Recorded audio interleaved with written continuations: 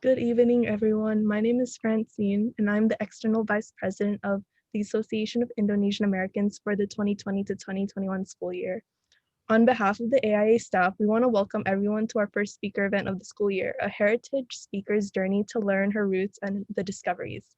Today, we are excited to have Bu Pauli Sandjaja to talk about her experience and journey as a native Indonesian speaker, learning the Chinese language through unconventional ways.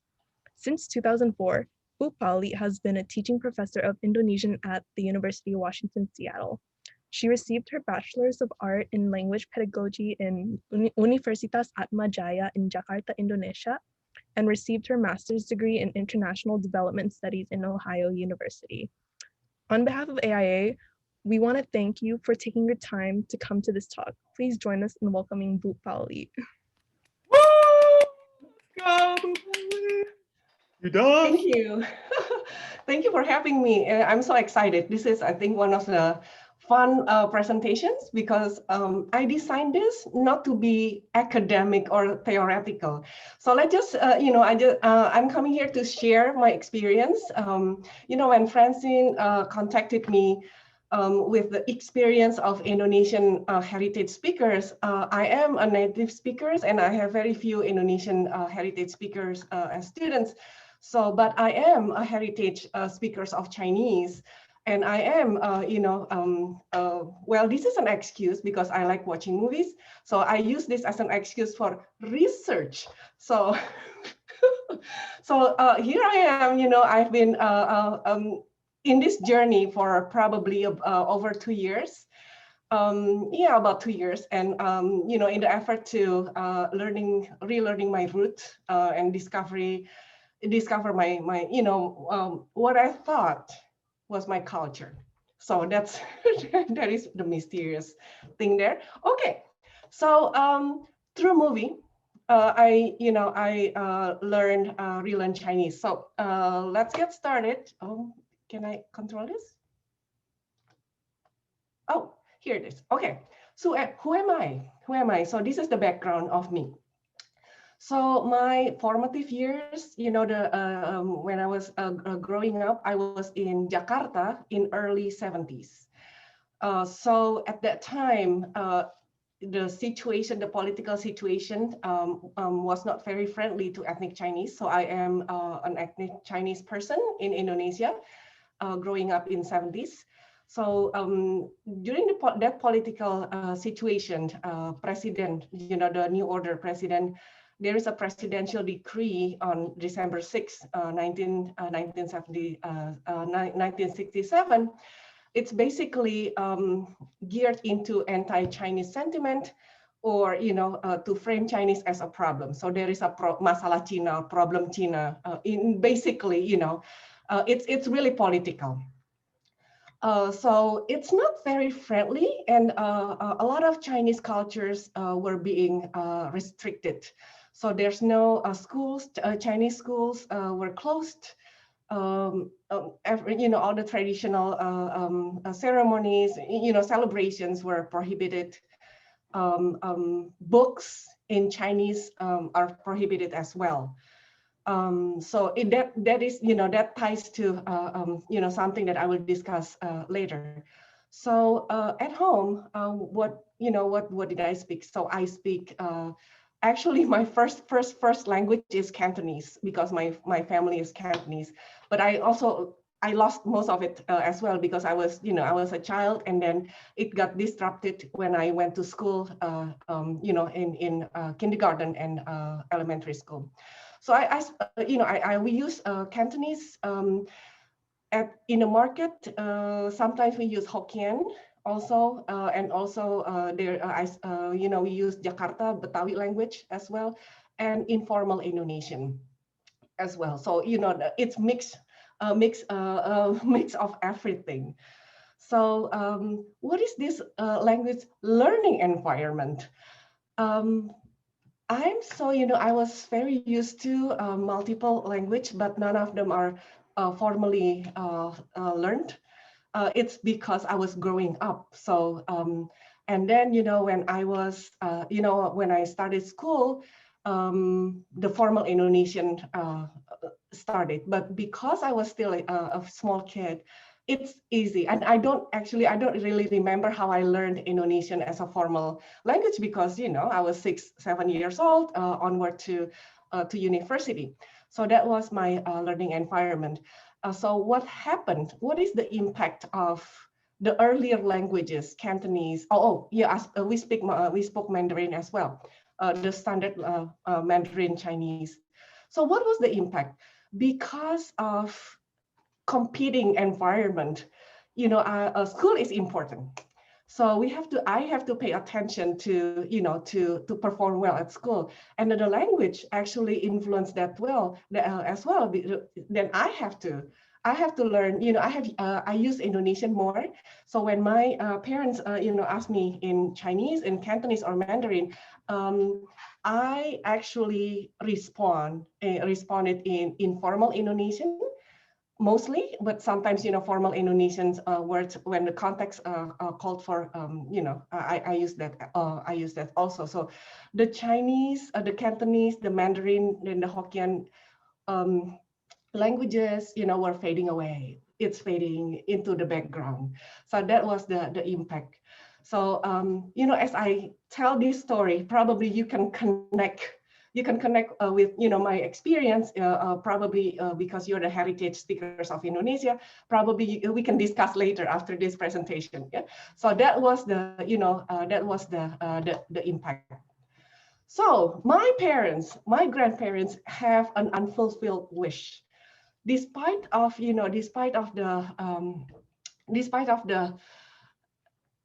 need to be able to speak standard Indonesian because of the societal pressure. Deep inside, they have a hope or a high hope or wish that I and my brother and sister are able to speak Cantonese or Mandarin. So so what to do? Because instruction in Chinese, formal instruction. I mean, you go to courses, language courses, like you take Indonesian at the university right now. At that time was prohibited. So how to learn this Chinese illegally underground. Oops, what happened? Yeah, illegally underground. So there are private tutor who tutored me, and she went from houses to houses, but really secretly. So there was like book that we have to copy in secret, this because it is so prohibited. Just to learn the language. So the opportunity to learn the language is very hard. The opportunity to use the language is also harder. So I grew up in Jakarta, and the situation in island like Kalimantan or Sumatra, or even in Central Java, are very different. I was told, because those places are very quite far or farther from the central government, the control, against Chinese is not that strong. Well, I had to learn. I felt that I had to learn the language, not for fun or something, just go, and twice a week, the teacher will come and, memorize this or something. And the textbook is something I don't understand because, the textbook was about the peasants or farmers in China. So that, I've never seen. So it was, the whole thing. So the opportunity to learn the language, to use the language also is not much. My parents speak Cantonese, it's fine. But, when I responded in Indonesian, then they didn't mind. They didn't make me respond in Chinese. So so there is a big gap between what I think I had to do and what do I do with this. And also there is a societal stigma that I also mentioned. So it's not like if I go to the market and then I start speaking Chinese. Some people might actually use, use it as a mockery, or not always, but it's not. I cannot speak for the whole Indonesian and make Indonesian a bad name. there are a small amount, small number of people who were like that at that time. So that was driven also by the, the Orde Baru regime. So there's a social stigma of, don't portray your identity or something like that. So, so here I am, here I was studying Chinese, but where do I use it? So I don't use it with my parents. They didn't make me say, they didn't make me speak that language. Okay, so there's a disconnect. So future use, at that time, I didn't see, the use of it. It's different from now, but at that time, English is probably, was probably considered more important than Chinese because, well, if you want to go study, if you want to work in, good company, you have to speak English. So at home, secretly learn Chinese. It didn't last very long. I mean, I bailed out from the whole saga when I was like 7th grade, maybe. Yeah, and that's it. Yeah, and that's it. Okay, I'm free. Yeah. So and then I started learning English because the future use of English is there is a motivation to learn it. So that's why. Okay, so that was the end of my love story with Chinese, Mandarin Chinese. That was the end of it. So it didn't gel. All right. So I lost most of it. So my, it's unfulfilled wish from my parents and grandparents. So then there is a turning point. In 1998 or 1998, the fall of Suharto. This is the regime Orde Baru. Yeah, so the regime who who portray Chinese ethnic Chinese as the problem. So the regime there is the fall of Suharto. So everything opens up and more more friendly and more open to diversity. And then at that time, I was already in US. So I changed. I moved. From Indonesia to US. So that's a different. There's a different change of scenery as well. And when I was here, when I'm here, people make an assumption because this is This is America, right? So there are a lot of assumptions based on my look. So I don't know, maybe you can share that experience as well. So when sometimes I went to the grocery store, and then or in the Chinese restaurant, for example, this is very typical. Yeah. So I went to the Chinese restaurant, and the waiters will start talking in Chinese to me just because I look Chinese. So there's somewhat of assumption. I actually, for the basic Chinese, I could understand it, but because I rarely and I haven't been using it for a long time, I could, it, it was so painful. Like it just didn't come out from, So I wanted to say this. I wanted, it's just simple. Do you want tea or do you want something? I can say it, right? But it was just all here. It's, so dormant. And I got frustrated, and it's this look, I want to. So the assumption based on my look actually drive me to match my language and my look, if that makes sense. Okay, I look Chinese. I should be able to speak Chinese, right? Yeah. Sometimes they thought I'm Japanese too, but that's not as often as they think. I'm Chinese. So okay, so I was trying to search for opportunity to to probably in the effort to match my language, and my look. So I was searching for that opportunity. What to do? So I embarked on this journey with a big plan that I want to learn. I want to learn Chinese, but I work. I work full time, so I don't have time. Basically, I cannot. So I have to assess the resources. So what is available to me, time-wise, and also can I attend class? I teach Indonesian, at the same time. For example, here at the same time, elementary Chinese classes are taught. So the opportunity, it's not there. And then, learning a language take a lot of commitment.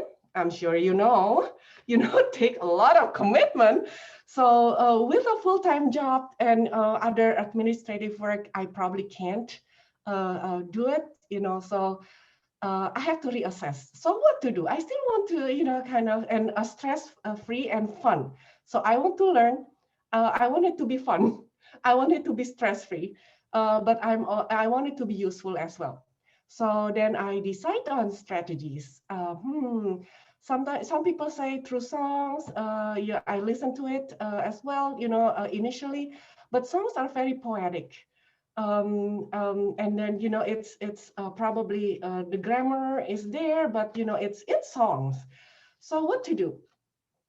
And then algorithm in my YouTube suggested a Chinese movie. So that was the turning, that was the starting of my journey. So I just click one, and one leads to the other.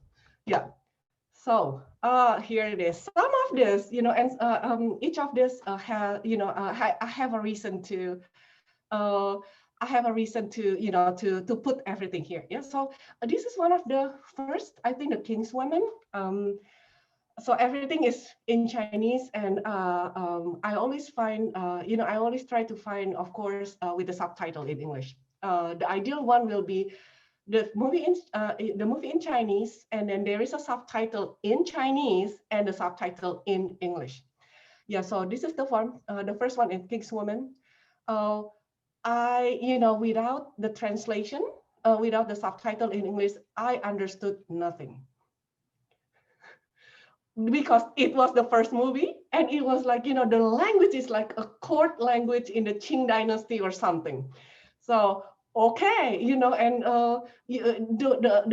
the way you address you, my lord the king, no people on the street won't address you, my lord the king. So, but I understood it from this, but the story was tragic. The story was interesting. That's very important. And then I also watch more modern one. This is Go-Go Squid. This is when I start to learn. I'm going to discuss about my discovery as well, but I could understand more because this is contemporary. This is nowadays, this is us these days. So the language is more connected to the present time. Also, there is another one. This is also modern. This is pretty Li Huijin, I think. Yeah, and this is also the generous lady is more more like a King's Woman. This is the last one. This is the latest one that I finished. What a difference the journey make. I could understand this without probably 30% of subtitle, but when I started with the King's Woman, I understood nothing. So, but now this is the last one. 2.5 years later, I could understand with a 30% subtitle. So, okay, so this one as well, Midsummer's is Full of Love. This is more modern as well. The language that is very contemporary. So I also watch this Sangyin. It's Addicted. So this is the movie that is banned in China. I learned this movie is special. Don't copy this. Don't do what I did. But this movie has a lot of, in this movie, I heard and learned a lot of cursing. So cursing is also, if you want to learn cursing, don't, I don't know if Juliana is here, she will kill me. But this is one of the latest as well. This is a family. This one is, Go Ahead. The one on the right is Go Ahead. This is family friendly as well. Yeah. So I can understand probably 90% of this, and there are a lot of culture. I also want to learn, to talk about the culture as well. Okay. So the bad, the good, the surprise. my discovery, right? So this is Love Me If You Dare, is the movie I watch. And this is about psychological thriller. This is a doctor, and then, he had psychological, issues, but a lot of terminology, technical terminology. This is one of the, when I hold on to the text or subtitle, 1000%. So yeah, I don't have prior knowledge, so if you choose, if the information, you don't have, I don't have a prior knowledge, right? We will not be able to understand. This is just, everything that they chat about is 90% is about something technical. It went over my, above my head. I'm like, okay, it's an interesting one, but what I learned here without prior knowledge, the background knowledge, also the language, it's very hard without, it's very hard to learn if our intention is to learn. Yeah, it's judging the level is very important. But hey, this is movie, I enjoy it anyway, right? I got nothing to lose. So I just talk about the level. The vocabulary is so high, like so high. This is so technical. This is like from School of Medicine. I don't understand. And if I don't understand the vocabulary, how am I going to understand the structure as well? And of course, the topic. The topic is interesting, but I couldn't understand. So this is one of the example that I brought. If Bu Juliana is chatting about the kurang ajar. Sure. Okay, the good, right? So my girlfriend is I watch this as well. This is very cliche, but I like this because it is sort of like above my level a little bit. So I enjoy it. The story is interesting. I can understand it. It builds my self-confidence, but I also learn more. It's not like, okay, there's nothing else to learn, but it's a little challenging when I start not to, when I try not to see the subtitle. It's a little challenging. So it's okay. So, I'm not wasting my time. So that's what I'm trying to say. So the topic is just, my girlfriend, somebody, a boy falls in love with a girl. So it's a prior knowledge, it's very common knowledge. Oopsie, maaf. And the topic is very familiar. And because we watch movies, this is very important. I'm sure you also know too. Our understanding about something is beyond just words. The body language as well. So and also the intonation, especially certain cursing or something. And I don't understand what is it. Sometimes also the translation is not that accurate.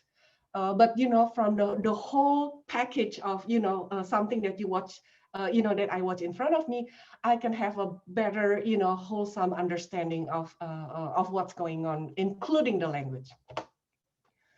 The surprise. This is my discovery. I am so surprised. Yeah, some of the vocabulary, I learned a lot of vocabulary through watching, this. So, when I started with the King's Woman, I didn't understand a word. But then, as I watch a lot of more modern dramas, certain vocabularies are used over and over and over again. And through the context of, body language and, the situation and the context, I start to be, to get the meaning. Okay. And when I'm already here, I start to add more. That 30% of time when I try to read the subtitle, I learned vocabulary. For example, I learned the vocabulary of justice, security, for example. So actually, my vocabulary is getting more and more as I watch more variety drama. And I'm very pleased, but I'm also very surprised that I can learn it, very painlessly. because it's fun. And idiomatic expression, I learned a lot, idiomatic expression, and I think I learned more, because of the whole context. For example, idiomatic expression that I learned that I didn't know, growing up is the combination of number. So 77, Chichi, Chichi Ling Papa, Chichi Ling Papa Ling. So that's a a rhyme with Chin Chini Pao Pao Ni. So, hug, hug, and kiss, kiss, and that's sort of thing. So 520 is whirling, is I love you. So there's this thing I didn't know. It's probably new, actually. It's probably new, way back when, 40 years ago, it didn't exist. Also, a lot of idiomatic expression that I learned, maybe there, for example, eat vinegar. I didn't know. Way back when, it's to get jealous. So did you eat vinegar? It means, are you jealous? A lot of things like that, and a lot of idiomatic expression that is word by word is not doesn't contain profanity, but the combination of it, is so idiomatic that I had to search. I have to search and find out what it actually means. So also I compare.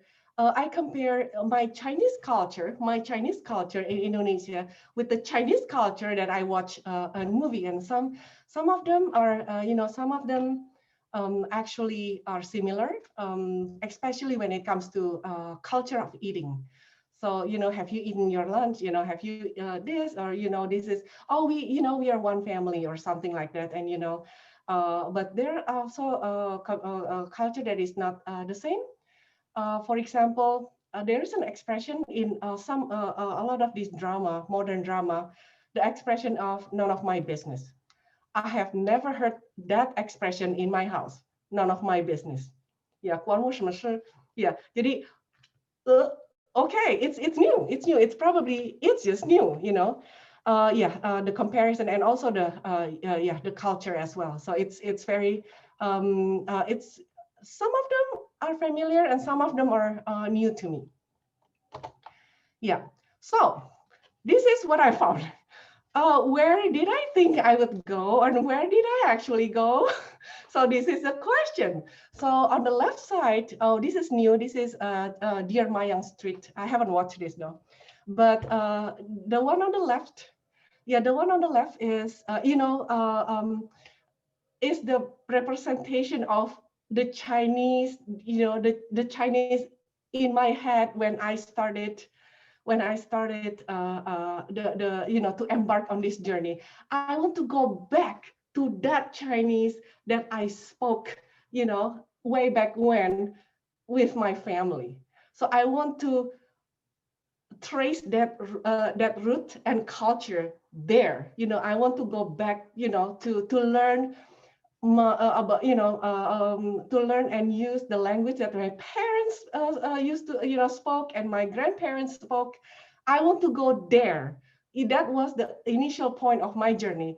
But what I actually did was, I'm going to, I actually go on the other way to modern China through the drama. These two are two different routes. It's two different routes. So I was like, okay, it's different. Yeah, so I could never come back, to this, the picture on the left. Instead, I actually went to the modern China, the language, the culture, the expression and everything. That I put the picture as like I described it on a picture on the right. It's so modern, right? So, moral of the story. So language does not live in a vacuum. So, the language 40 years ago, it's really not the same as the language now. So there are a lot of words like nuisance, for example, or it's not used anymore, or when you use it now, the contemporary Chinese speakers will that's old-fashioned language. And in Indonesian words, it's also the same. Some people, if they stay in other countries for a long time and they don't really use the Indonesian, their Indonesian sort of like live in a vacuum. And then when they try to use it, we know that this is old, older version of Indonesian, because language develops. So, for example, I know that the one to address the way to address sir or ma'am or hey, and at sometimes when during the Cultural Revolution in China, they call it comrade, right? 同志. 同志 is in modern China now. It's mean something totally different. But now, 帅哥, or 帅哥, it's a hey, handsome dude and beautiful, pretty woman. That's like, hey, can I ask you a question? I need to go somewhere, and that's the way they ask the question. I learned it from drama. Yeah. So also the context of the learning. As well, and the context of who we are right now, why we want to study, to study, it's very important as well. And what is it that we use to learn a language? Support, yeah. What is available? What is available? Like for me, formal instruction is not available, so I find something else. And I think you can learn from in different ways, and the result might be different. Yeah. So, and the last but not least, if we have interest, it will be like these people, like, let's go, let's go and learn. Yeah. So interest is very important. So with that, I close this presentation. Thank you for listening. And if you have questions, I'm happy to answer. Oh, thank you so much, Pauli, for that amazing talk. Before what's it called? Oh my gosh. Before we have Q&A, like we can take a picture, so feel free to turn off your camera if you're not comfortable, or turn on your camera. Dylan.